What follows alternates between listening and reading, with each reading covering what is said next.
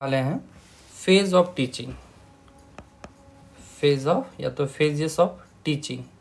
Teaching के कौन कौन से फेज होते हैं,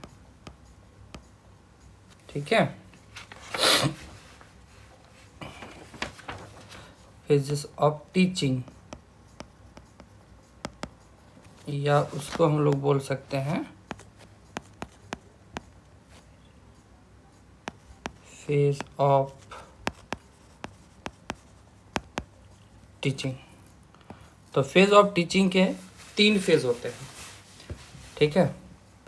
पहला फेज जो होता है वो प्री एक्टिव फेज होता है, प्री एक्टिव फेज। दूसरा में होता है इंटरेक्टिव फेज, ठीक है, interactive phase.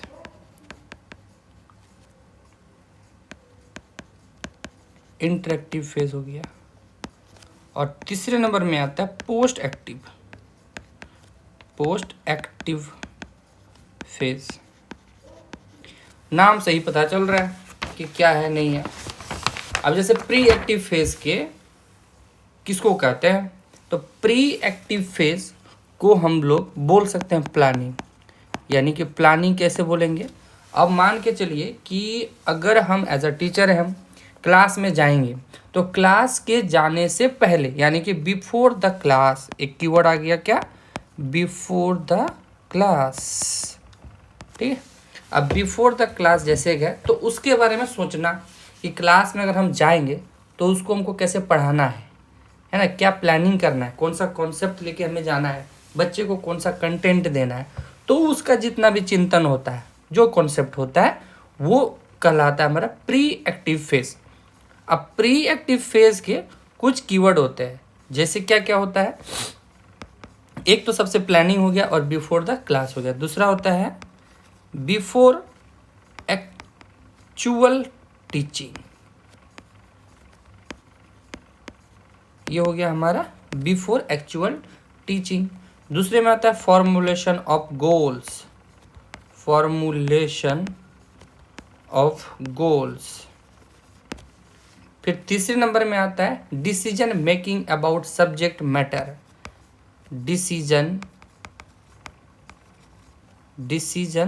Making about subject matter.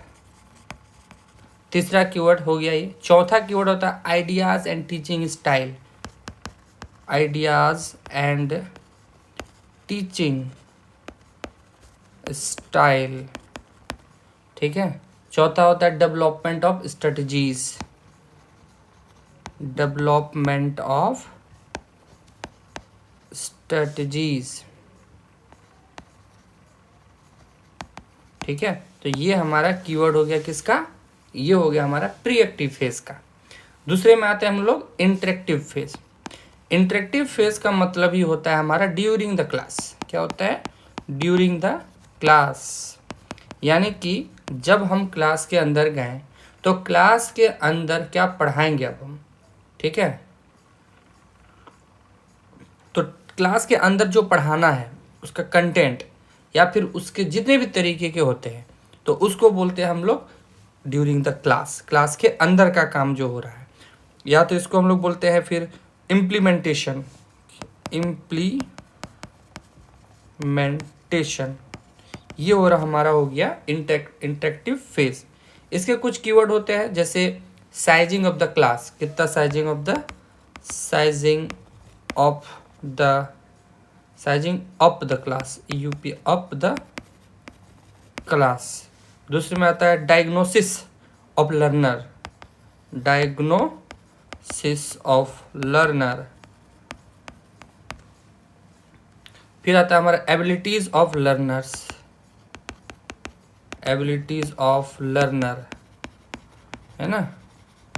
फिर आता है हमारा interest and attitude of learner, interest and attitude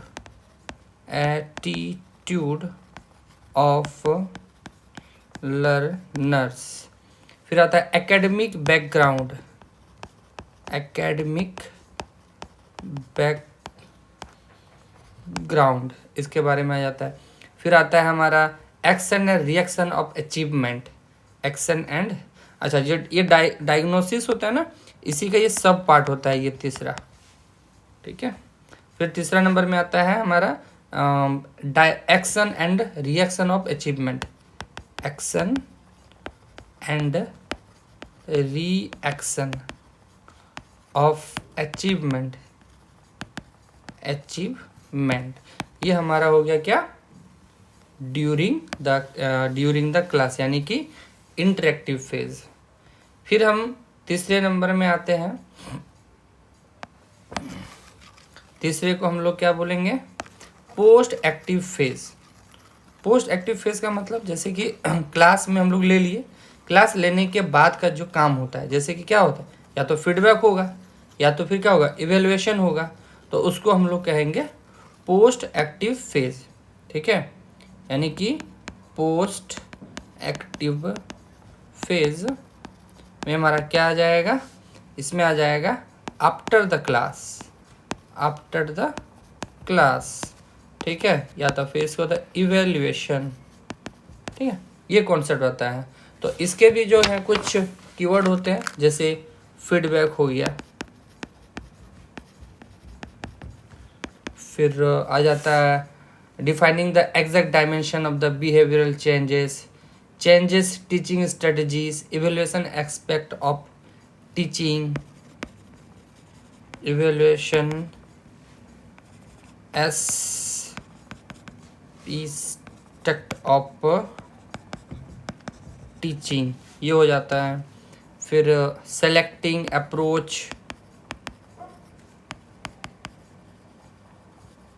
approach testing device, ठीक है, ये सारा आ जाता है। तो ये सब हमारा कॉन्सेप्ट हो जाता है किसका, pre active phase, post active phase और इंटरेक्टिव फेज। तो ये तीन होते हैं, तीन फेज होते हैं टीचिंग के, क्लास से पहले का, क्लास के बाद और एक क्लास के दौरान, यानी कि ड्यूरिंग द क्लास, ये तीन फेज होते हैं। आई होप अंडरस्टैंड होंगे आप लोग।